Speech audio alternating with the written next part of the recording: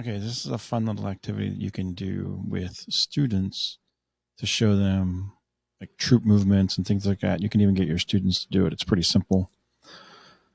So you can see I have like 6 slides here. In the background, I've got Devil's Den, a little round top, and it's some generic representations of the Confederate and Union troops based on various maps that are out there. Again, this isn't exactly where they were, but you get the idea.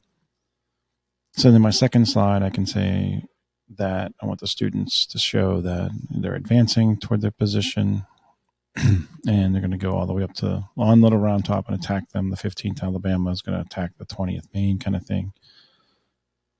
And from there, I can actually show troop movements. So I'm going to go from this slide to this slide. It's going to jump. And then the 20th Maine is going to counterattack and they're all going to fall back. So just simple 6 little slides. So if I go up here to slideshow and I play it, I can click on it. And you can see there's my slide showing the arrow, showing it going forward. And then there they move forward and then backward.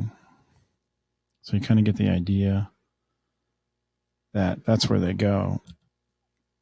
But the easiest way to do this is through the morph transition. So this is where I'm going to morph. I'm going to go from this position to this position. So if I select my transitions up here, I want to select this morph one, and it'll actually morph the difference between this slide and this slide. So even this one is the short arrow, and that one's a long arrow. So it actually morphs it, makes it look like this grows, which is pretty cool. And then this is one here, and then it went back to the beginning, which is why they reset.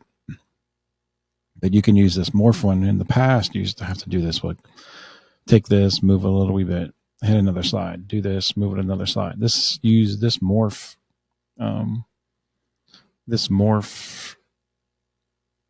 transition is really helpful. So I can just grab a screenshot, put it on here, and let it run.